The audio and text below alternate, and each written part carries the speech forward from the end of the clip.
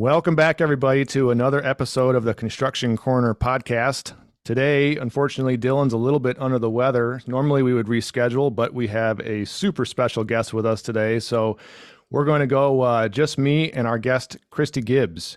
Kristi Gibbs is the CEO and founder of Construction Angels Incorporated, a 501c3 nonprofit charity providing immediate financial assistance and grief counseling to the spouse and children left behind when a construction worker suffers a fatality on the job site. Definitely going to get into some topics that are near and dear to my heart, being in the industry. Kristi is a third generation from an asphalt family in Ohio that loved going to asphalt plants as a child and continued her career in Florida in the construction industry. In 2009, she attended the World of Asphalt trade show, where she met a woman collecting funds for one of our own, for a worker that had lost his life and left behind a family. After finding there was not a charity for fallen workers, she began her journey while working in the industry to start a foundation for these families to help them pick up the pieces in their time of need. Kristi continues to show her passion for over 12 years.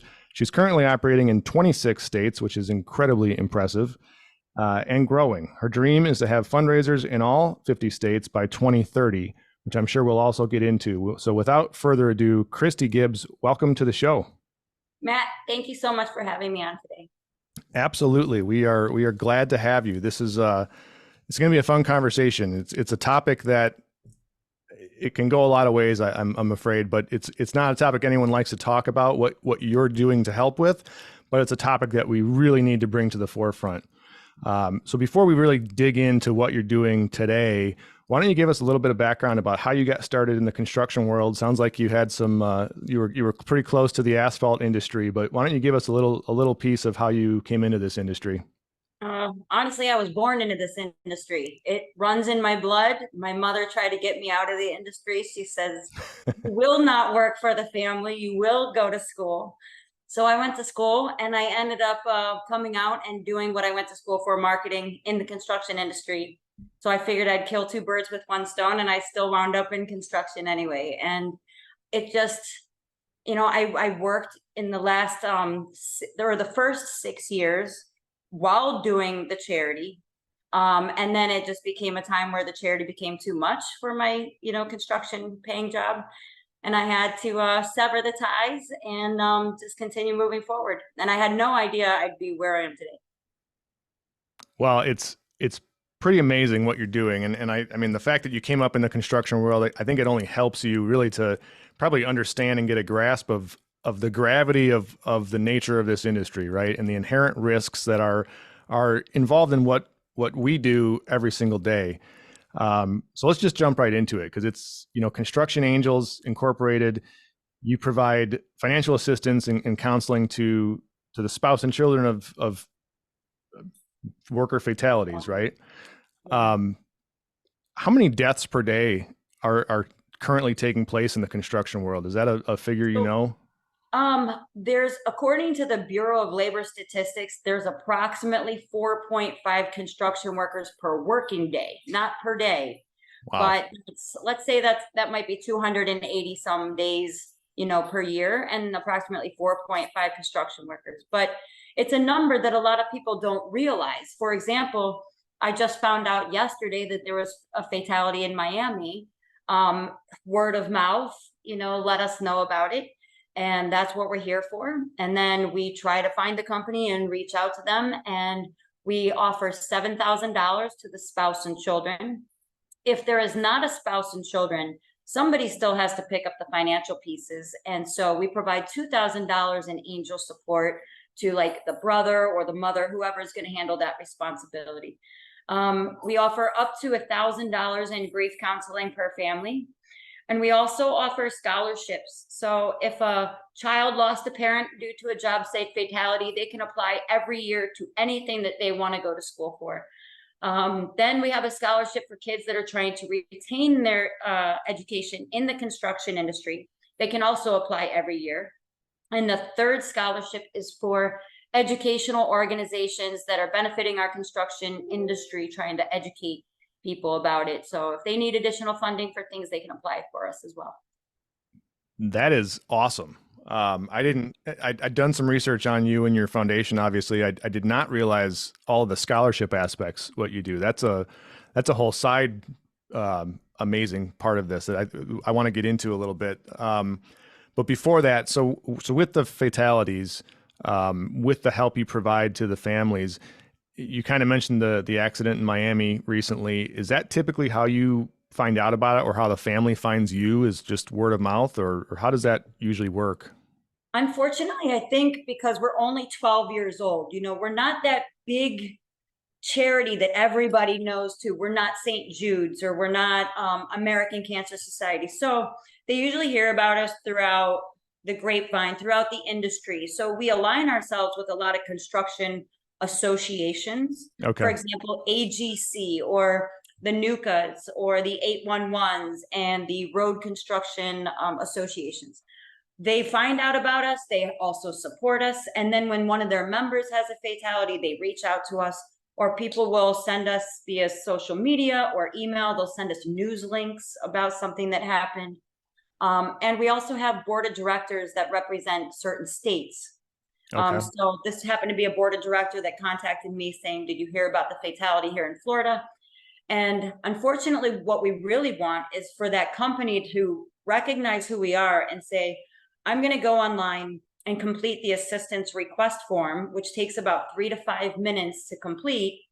And once we have that, we send it to the committee, they approve it, and then we forward it on, and then we cut them a check. Or if it's somewhere we're local, we can actually go to them and hand them a check, take care of it that way. But we always reach out to them, offer grief counseling. They might not be in that time of frame at that moment. Sure. Their first week is really their hell week, I can imagine.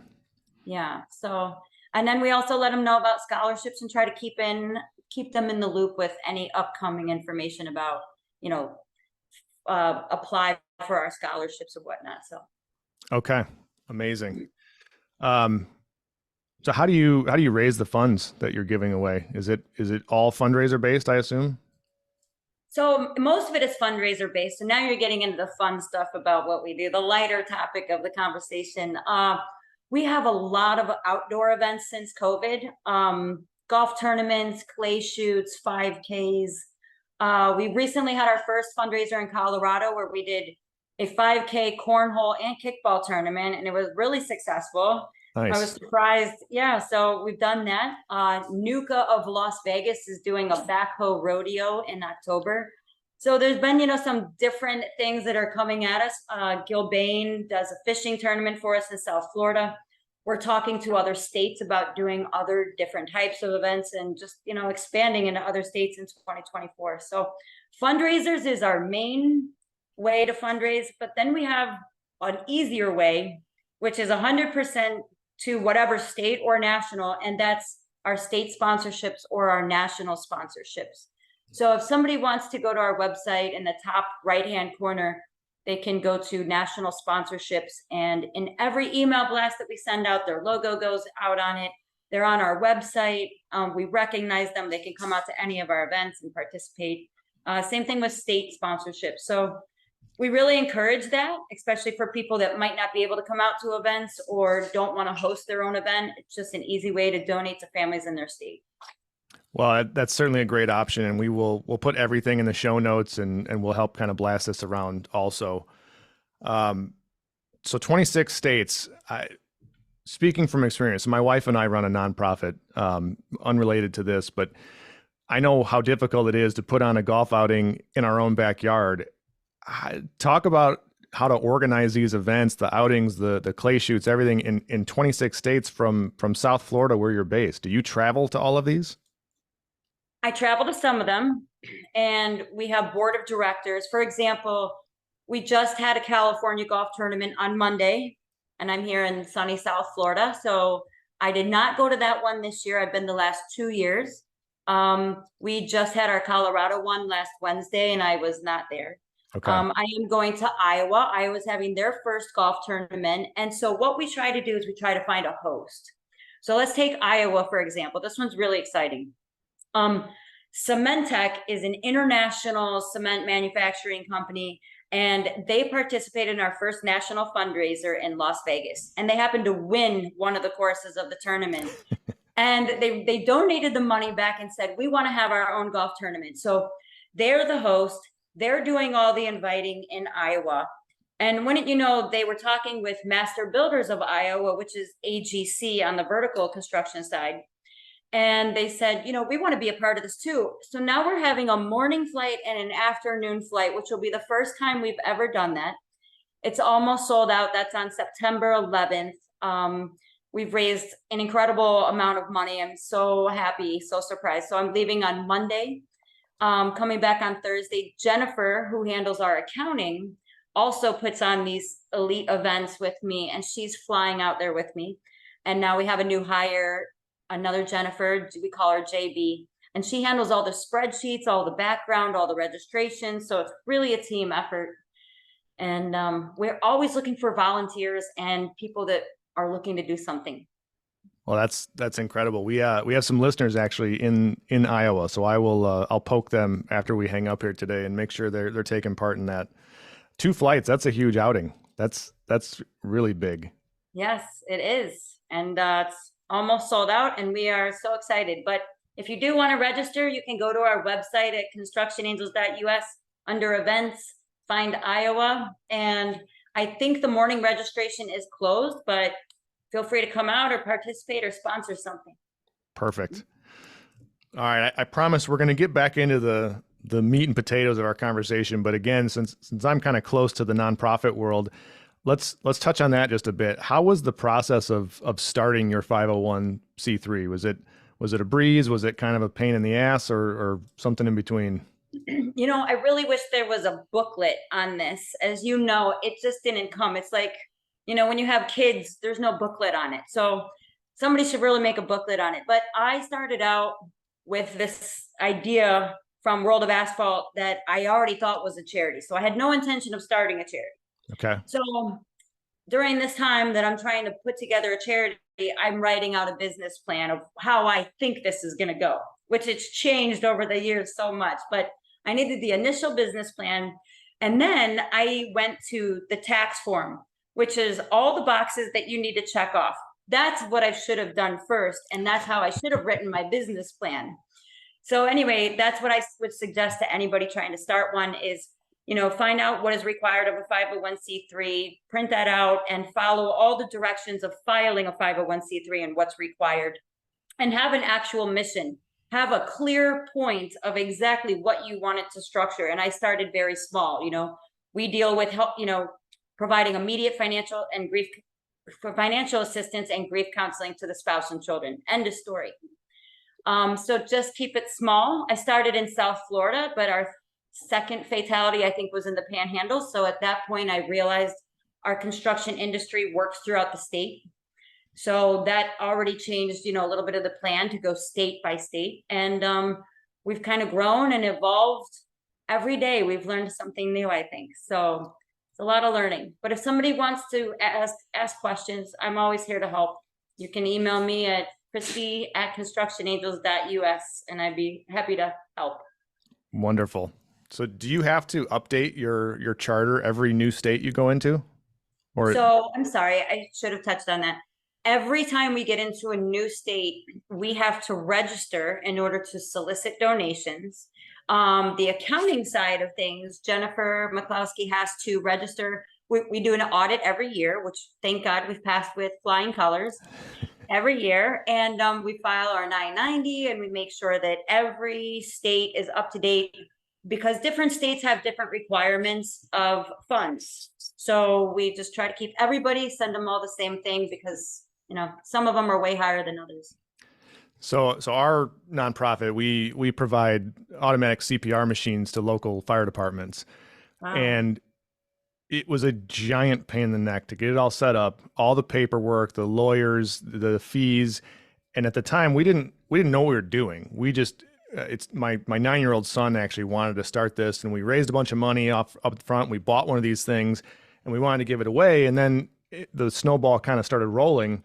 It was after that first one that we learned that in Michigan, we have to file with the IRS and the state for a gaming license, because we do, raffles and 50-50 and all that sort of stuff at our outings. And it wasn't that it was difficult necessarily, but it was just so much paperwork and so much time involved that we had no idea. So I would echo what you said, Kristi, and really plan this thing out and structure what you want to do. That's another kind of issue we've had, is that we were very, very, very specific in our charter and what we were going to do. And it's specifically to provide these life-saving devices. Well, we've wanted to kind of branch out and get a little broader, and it's really difficult to do that with the one nonprofit. We could probably start a different one for easier and for less cost than it would be to change what we started the charter with. So definitely do your business planning and fill out all the forms before you embark on that sort of thing. And I will also tell you, if you don't know already, not only as you grow and you have fundraisers, but you'll need an accountant on hand, and you'll need a separate CPA, because the IRS, who I feel like I work for personally, continues to change their rules every year on what they're looking for. And it gets narrower and narrower. It just gets really, they even want to know who's winning the gift cards at your, events. So we do as much as we can by the book, and, being an honest people that we are, it's a lot of work. Yeah. Go figure. They have a hard time not collecting those taxes. All right. Well, I promise we get back into the real point of the conversation here. So let's get back into the construction world and its inherent dangers and safety risks. 4.5 people a day seems just astronomical. And when you really think about the numbers, why do you think that is so high? Why do you think this is such a plague in our industry still? Because we are the highest, I believe. Yeah. So out of all the different industries that there are, I think ours is counts for 20% of the fatalities of all different industries combined together. And I think we are one of the highest industry fatality rates, but it's because our job is so dangerous. And I can tell you, as people are flying through our work zones on the road, not paying attention because they're in a rush to get to their job. Well, we're just concerned about going home and trying to make sure that our job sites are as safe as they possibly can be. But there's things that we can't account for. Mother Nature, there's, slips and falls. People have accidents. When you get in a car accident, purposely get in a car accident on purpose. Well, we have those same accidents in construction. We also have things like drunk drivers and texting and driving, and proper wearing of your personal protection equipment, and, just having the right equipment. But we do a lot of, we invest a lot of time as an industry in safety training. And I can tell you that a lot of the different families that we've helped out, some of them were preventable. There's a lot of them that we've helped out that were not preventable. We've helped out workers that were struck by lightning. I mean, workers that were on a roof struck by lightning, helped out workers that were picked up by a tornado and thrown down. Like a bridge just collapses. I mean, things that, you wouldn't typically find that you're personally at fault for doing. But I can tell you that one thing we do talk about all the time is cutting corners at work. If you're cutting corners and saying that you can get it done faster or you can get it done better, and you're not doing it the right way, it might not be your life you take, but it might be somebody else on the job. So, absolutely. And that, as a construction business owner, knock on wood, thank God we've never had a fatality on a job site, but I can only imagine the burden that would put on my shoulders for the rest of my life. And that's secondary to the burden that it puts obviously on the families, the surviving employees. I mean, everyone. It's just a terrible, terrible thing. To kind of go back, you started talking about, work zone construction, road construction, and obviously you, from an asphalt side of this, you're probably more used to the horizontal construction where we build buildings. So it's a little bit different risks involved. But do you know by chance what the leading accidental cause of death is for the industry at a whole? At a whole? No, I know slips and falls, electrocutions,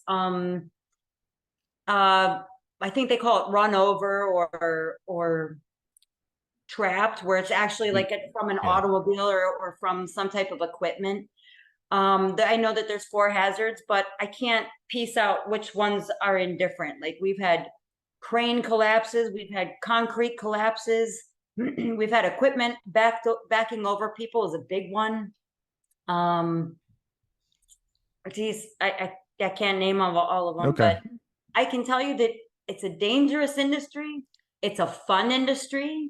It's a well-paying industry. And you can come right out of high school and learn your way up. And you don't have this, 60,000 plus, student loan, not deterring people from going to school or getting an education.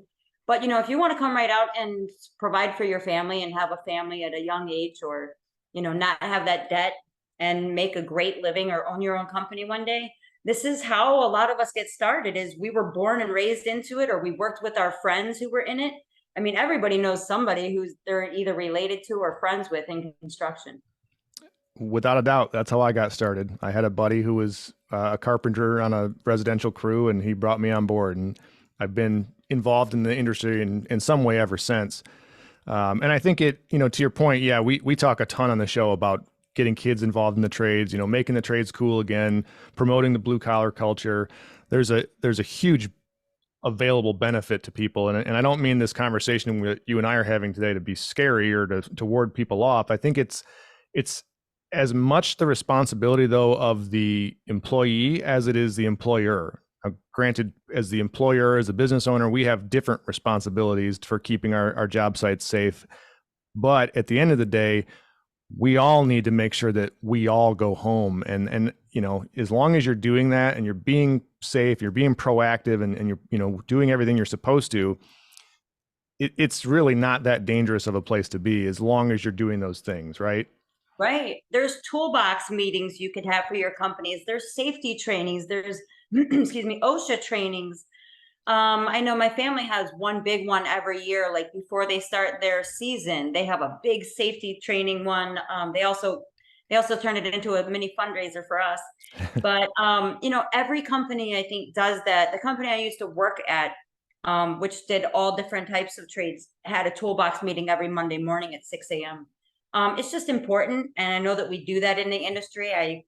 If you're not doing that, it's definitely something you need to incorporate. There's plenty of materials out there you can either get from a local association or another company. And even our competitors are very friendly. So if you don't have something, go get it from your competitor. Yes. And I mean, there's so many free resources for that, for toolbox talks. Our guys do them weekly. I don't remember what day they're on, but that's a requirement of ours. But part of that too, and I'm glad you brought that up. I assume you work with both residential and commercial regardless.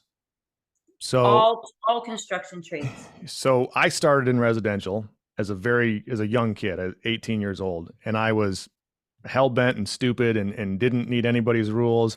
And back then anyways, I mean, the safety word in residential construction didn't exist. We used to do stupid things, right? I've watched friends fall from roofs. I've fallen and caught myself. I've seen accidents happen all over the place. When I got then introduced into the commercial world, it was really kind of eye-opening, the lack of safety focus that I came from. Because in the commercial side, OSHA cares a lot more about the commercial guys because they're bigger, they're easier targets, but they're also bigger employers too. There's more people involved, there's more life involved. So on the commercial side, it's always been, in my mind anyways, a much more focus on the safety side of things than residential. Do you see more accidents on the residential side, or do you not constitute between the two? So I think we don't have that many. Okay, I can't say that. So maybe not many residential home builders know about our charity, but the general contractors know about us more so. But the people that know the most about us is the road construction industry. I don't know why. It could have been, I don't know why. But either way, we're here for all trades. When those 2 workers were doing a roof repair, that was a residential home and they were struck by lightning. but I want everybody to know about us. Matter of fact, we just made jar openers so we could get our name into the homes, so that the wives and the children say, what's Construction Angels? Because it seems like the only people that really know about us are the companies that are participating at our fundraisers, that are having fun at the events, and they're not going home and having that serious conversation with their wife and kids that, hey, honey, listen, I know I work in a very dangerous industry, but I want to make sure that our family is taken care of should the inevitable happen to me one day, the unthinkable. And I'd like to make sure that my family is set up, and I have my living will in place, and I have a life insurance policy, or think real. Some companies do have a death benefit. Some companies have 401ks. Some companies who are maybe an owner, we helped out an owner of a concrete company that did not self-insure himself, and he was the one that was killed. Yeah. So, we don't think about a lot of things sometimes, but we have to think about it in our industry. I have a living will and I don't even have kids. So, Well, it's all about proper planning, right? I mean, it's planning your day, planning your tasks, planning your job sites, and safety falls into that in a very big way. And it's an unfortunate thing that we have to deal with. And, I'm not speaking for you, but I'm guessing that much like most people in this industry, we would love it if you didn't have a job doing what you do, right? I've heard that so many times. Matter of fact, I worked at a concrete cutting company for years. And they said, you know what? We hope that we never have to call you, because it means they made a mistake. Yeah. Well, so now I hear it that they hope they never have to call me because they don't want to call me for a fatality. And I understand it. I don't know why nobody wants to call me, but I think I'm a likable person. But I get it. I understand. I wish you guys would all put me out of business, but I think we do know that there's always going to be a need for this, because it's not always going to be a worker's fault. We can, like I said, we align ourselves as a charity along with all those other associations that have those training abilities. They have those training conferences, the safety conferences and awards, because they have the money and the members to put that on. And then, they come out and benefit us. But I definitely think it's important, and that we preach safety every day, that we talk about it, that we pay attention to what we're doing. You have your subcontractor meetings, and you go to those, and you qualify yourself for each of the job sites when you have to. You get your hard hat stickers or whatever you need to. Yeah, it's all in jest. We don't want to put you out of business, but it's something that we all need to work towards as an industry, as everyone involved together, from the owners to the day laborers, to the consultants and the charities. It's up to all of us to make sure that everybody's going home. And yeah, to your point, accidents happen. They're going to happen. If that unfortunate accident does happen, how do people get a hold of you, Kristi? An easy way, if you don't have time, just remember, contact@constructionangels.us. So .us is for United States, because right now my goal is only in the United States, but contact@constructionangels.us. Otherwise, you can go to our website at constructionangels.us, find out more about us, go to the About Us, go to media page, find out, watch some of the podcasts or videos that we've done at ConExpo. Look at our events, maybe find out that there's a state you're going to be in, or maybe your company has multiple locations in multiple states. Please feel free to register for those events. We're already planning for one event in October of 2024. We have May already packed for 2024 events. So we have plenty of things to do that anybody can get involved with. We're always looking for gift certificates or raffle prizes or volunteers, as I mentioned. If you don't want to get involved, but you just want more information, or you'd like to make a one-time donation, we have a donate tab. You can make a one-time donation, either name the location, the state you want it to go to, or we'll just consider it a national donation.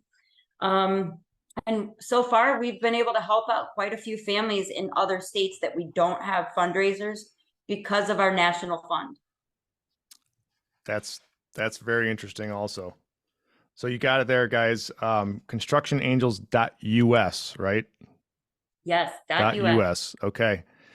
Kristi, I really appreciate you coming on the show. It was a good conversation, and I think it's, like I said, it's a topic that is crucially important these days. Any last words you want to add before we part ways here? I just want to say thank you so much. Really appreciate being on the show. Thanks to all your listeners. And if you want Construction Angels to come to your state, reach out to us. I look forward to hearing from you. Excellent. We will push this around. We'll put all your links in the show notes, and we'll help get some more donations and hopefully events coming our way soon too. Thank you, Matt. Thank you. Kristi, thank you very much. We'll talk soon. Okay.